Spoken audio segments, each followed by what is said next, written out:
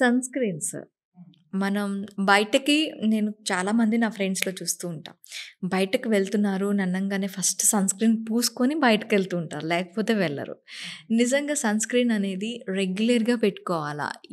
ఫ్రీక్వెంట్‌గా పెట్టుకోవాలా? దీనికి ఇది పెట్టుకోవటం వల్ల ఎంతవరకు లాభం? ఎంతవరకు నష్టం? సో, సన్ స్క్రీన్ అనేది డెఫినెట్‌గా ఒక హాఫ్ అన్ అవర్ బయటికెళ్ళబోయే ఒక హాఫ్ అన్ అవర్ ముందు పెట్టుకుంటే బెటర్. సో, ఎంతవరకు లాభం అంటే మీరు అల్ట్రా వయలెట్ రేస్ అనేవి డ్యామేజ్ చేస్తాయి స్కిన్‌ని. ఓకే. సో, అది పెట్టుకొని ఎళ్ళినప్పుడు అల్ట్రా వయలెట్ రేస్ డ్యామేజ్ చాలా వరకు తగ్గిపోతుంది స్కిన్ మీద. హ్మ్. హ్మ్. సో, ఎవ్రీడే బయటికెళ్ళే వాళ్ళకి అది చాలా ఇంపాక్ట్ ఓకే. చూపిస్తుంది. Okay. Everyday sunscreen apply చేసుకున్నప్పుడు on everyday basis you are protecting from that ultra violet race.